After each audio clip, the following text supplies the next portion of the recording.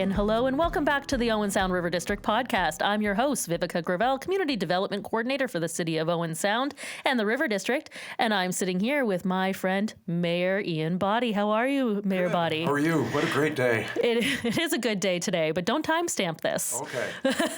Maybe it's a terrible day the day I release this. This is the umpteenth day of whatchamacallit month. Exactly. Whatever day. You've done this before. You know what you're doing. Exactly. So hi and welcome to the River District podcast. Oh, it's good to be in here. Yeah. I mean, it's wonderful to have you in a mayoral capacity, which is always fun. But I think what some people don't know is that your family has been kicking around Owen Sound for ever. Forever. For literally ever. Forever. Yeah, and this is not the first conversation you and I have had about the history of your family, which is why I insisted you come in here and chased you down at City Hall to ensure that you came in to have a conversation with me.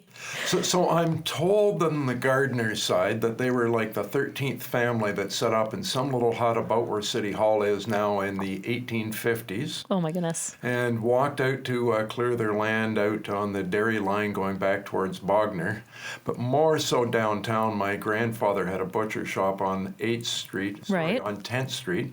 I think there was 5 at that time because it was before supermarkets. Sure, that you went to the butcher to get your meat. Yeah, and then about 1954 or something like that, my dad opened his own clothing store on Main Street. So that's I grew up in working at his store every Friday night and Saturday as a kid. Yeah. Folding boxes, and as an 8-year-old, it was probably illegal child labor. But back then, there were no laws. Well, no, it's a family business, right? So all hands on deck. Mom would be working, Dad would be working, brothers would be working, and of we're course. all there. And you were telling me such an interesting story before this about your dad actually reffing some hockey as well. So he had a side gig where he would ref down in Toronto. Yeah, so he grew up here in Owen Sound, played for the Greys, went off for Warriors, played hockey. To his disappointment, he was too good a hockey player, so they didn't send him overseas. They kept him at base board and playing hockey, and then came back and worked at Guardhouse Clothing and then set up his own clothing store. And meanwhile, he was refereeing all over Ontario and driving out in snowstorms or else taking the Dayliner, the train down to Toronto and back to referee hockey games. That's so funny because you're not the first one to mention, hopping the train to the city now and again back in the day. Oh, it'd be easy, wouldn't it? Yeah. Now I'd love to have that. Times change though. So, I mean, we can do whatever we want to complain that there's no tracks and things like that. But there was a time there where it was kind of irrelevant. Yeah, my memory of the train, it was towards the end, was it was almost like a subway car. It was sort of like two subway cars jammed together. So there wasn't a big engine on the front and other cars attached to it. It was just this little thing that coasted up and down and delivered people along the way. So in your childhood, you grew up working in a clothing store with your family. Yep. Your dad was taken off on the train on weekends to go and ref some pretty epic games. And then you grew up and decided to become a lawyer. Well, the plan actually was I went out to visit my brother for a summer in Edmonton in, 1979. I ended up staying for 9 years. And the plan was to come back and take over the store. But early 80s, mid 80s, the economy kind of tanked. Yep. And Dad couldn't afford to pay me. So I thought about what I wanted to do. I had a friend that was practicing law that loved it, loved feeding his brain, as we like to say. And so I went in a different direction. Dad died in 86. We kept the store going until I think 91 and then wound it down and closed it up. And by that point, I was graduating from law school. So he would have been side by side with Fishman and Lorne and... Well, interestingly enough, before there was ever a DIA, a Downtown Improvement Association, there was a menswear clothing association. That was you that was telling me about that years ago. There was Jim Boddy's, there was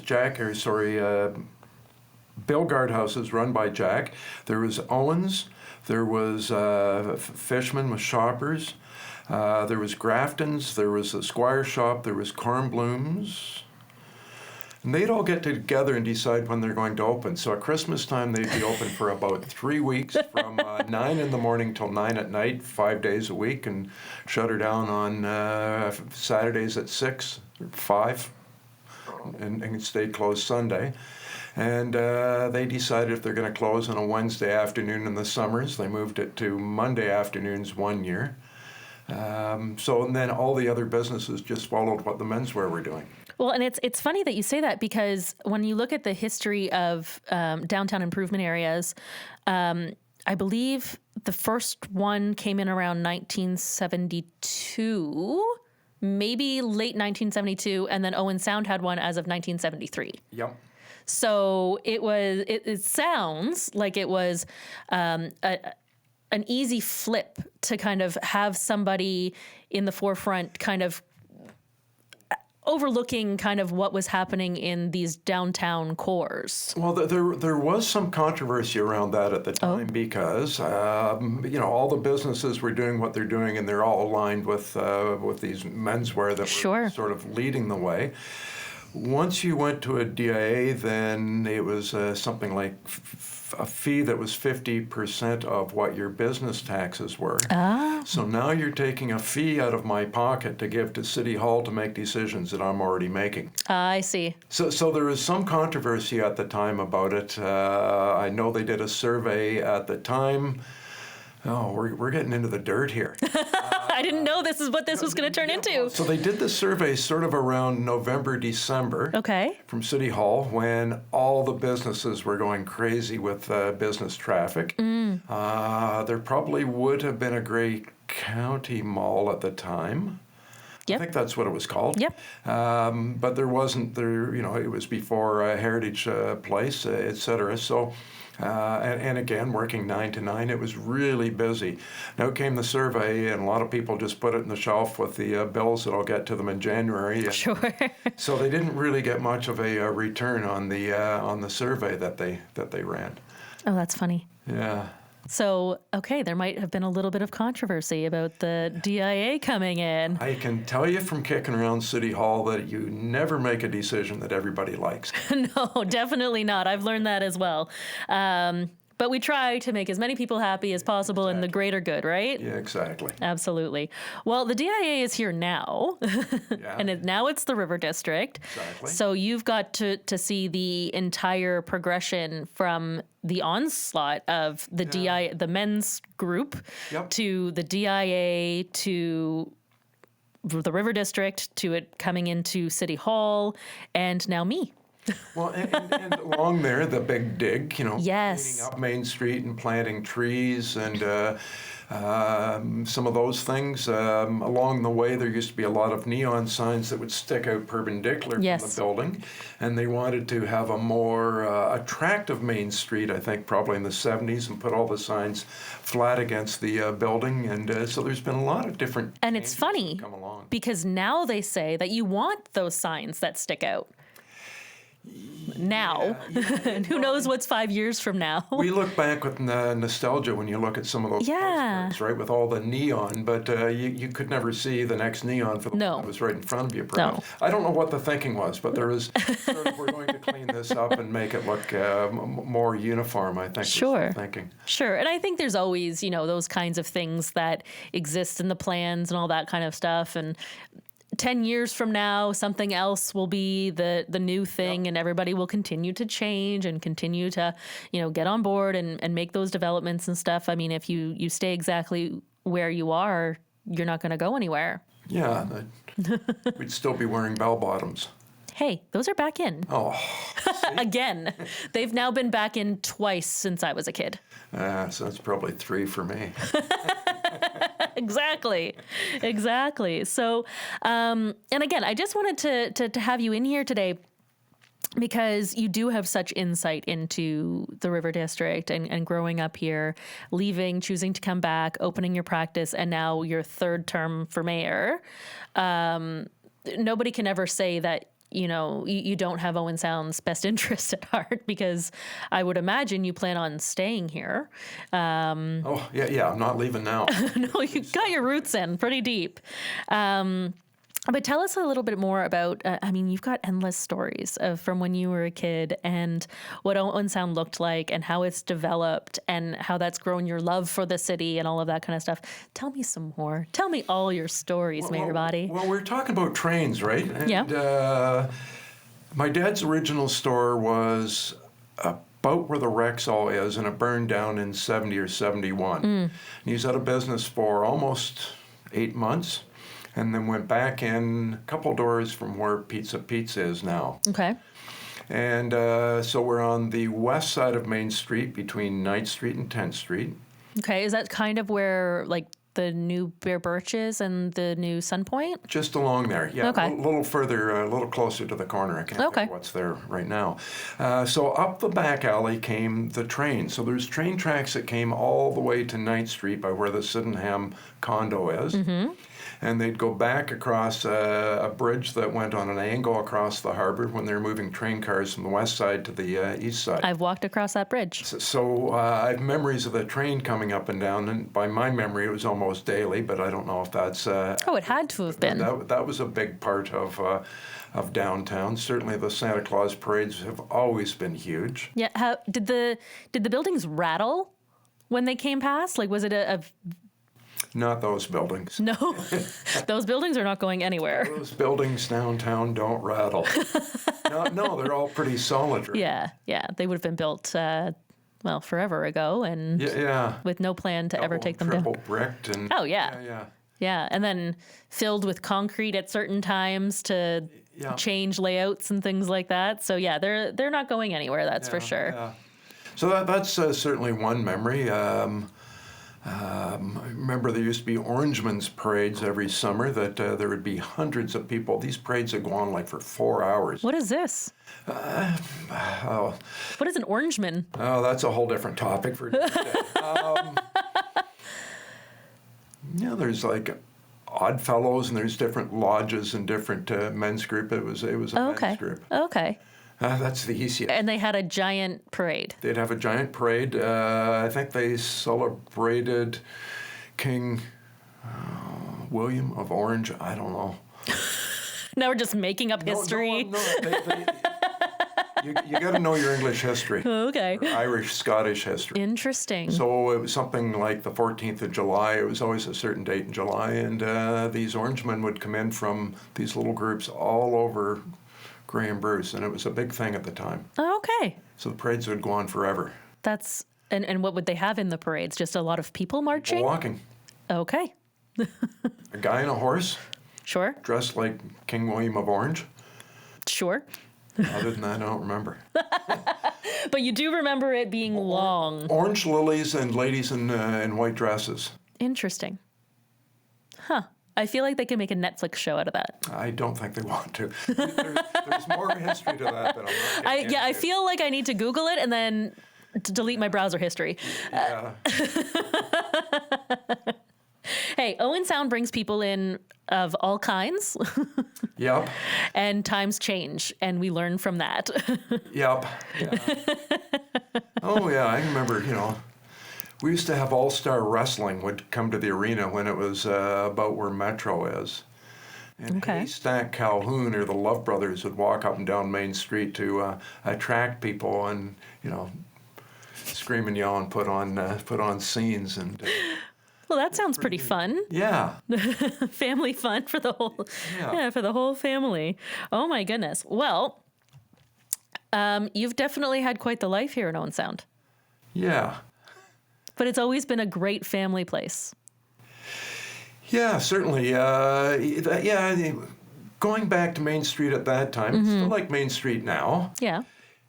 Well, most of the buildings are exactly the same. The buildings are the same, but it's mostly independent families that are running businesses. So there wasn't big chains. I guess Grafton's was a chain, but there wasn't big chains like in business in malls, back then.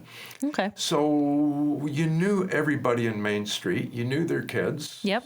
All the dads went for coffee. All the businessmen went to Murphy's drugstore or to Kresge's to have their coffee every morning. Yes, I remember you telling me about that. Back to their businesses after that. Did they close or did they just... No, staff would look after the store and they'd go over. Well, that sounds fun. And a lot of them had grown up, at the same time. A lot of them had gone off war years and come back, and they're Yep. sort of all the same age. They'd been friends forever, and they continued to be friends on Main Street forever. Well, and I know some of those gentlemen, some of whom are no longer with us, friends until the end, honestly. Yeah. And they would still meet weekly, whether or not it was at a coffee shop or whatever, but they would still get together. And Well, Viveca, I'll get stories. Well, I can remember when your dad did. So Bill Murphy was a drugstore guy, and Dad played junior hockey with him. Dad had his clothing store. Jack Arthouse was a character. Davy Taylor's still around, and they were always playing practical jokes on each other. And everybody knew the jokes. They dug up the sidewalk once and left it with just covered with dirt, and somebody went out and painted somebody's name and a cross and put it in there as if it was like they'd been buried in the plot of sand. So whoever it was came out of their store, and here was this cemetery plot in front of them. oh my goodness. Please do not dig up Owen Sound sidewalks. It's a cute story now, but it would be less funny. Davy Taylor took a rack of ties out of my dad's store once and put them in the window of his jewelry store with $1 price tags per tie on them, and had some fun with it. Sassy troublemakers. Oh yeah, they had lots of fun. I feel like we could get a little bit more rambunctious downtown in the River District. We got to get these business owners to get a little sillier. Yeah.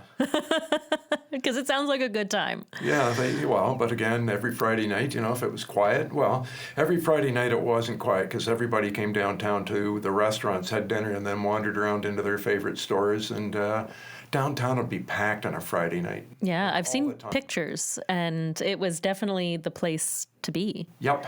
And I mean, even now, looking at it, we've got some of the hippest restaurants. Yep. Great patios and all of that kind of stuff. And so on any given weeknight or weekend, you can still find gaggles of people down here and taking in a show at the Roxy and heading up to Heartwood to listen to some music and all of that kind of thing. So it is still a very interesting and very rambunctious place. Well, downtown right now, Main Street's just in amazing condition. Yeah. It really starts with the Artist Co-op going from 10th Street, about where my grandfather's butcher shop had been. Oh, okay. So it was in the Chicago building. Yep. Okay.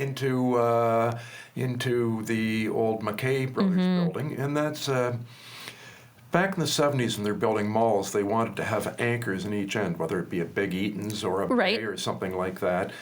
The Artist Co-op is our anchor for downtown, and when you look at all the artist shops and the creative shops that have come in around it, it's downtown's really in great shape with creative thinking, creative products, individually family-owned businesses, and absolutely.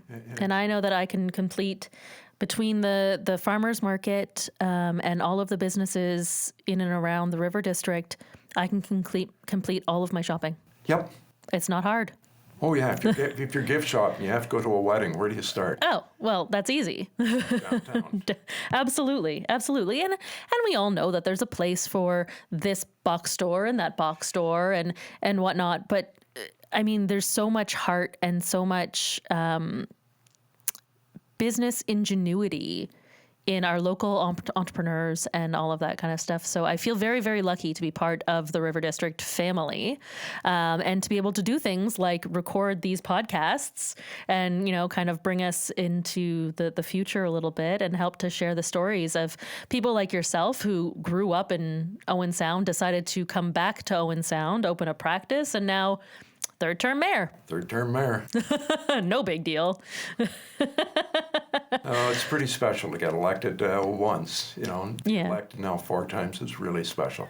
Yeah, that's pretty exceptional. Yeah. Oh my goodness. Well, Ian, Mayor Boddy, thank you so much for coming in. This has been a really great chat, and I know that we could probably go on for hours about everything, but they've got you scheduled pretty tight, and we're not allowed to run this show for too long, so... Off to the next truck stop. That's right. So thank you again for coming in, and of course, you can find any information on yourself as mayor on the owensound.ca website, and you've got your own website for your your practice, you just have to Google Ian Boddy, Owen Sound. You'll find you. You're around. And of course, you can check out the Owen Sound City socials.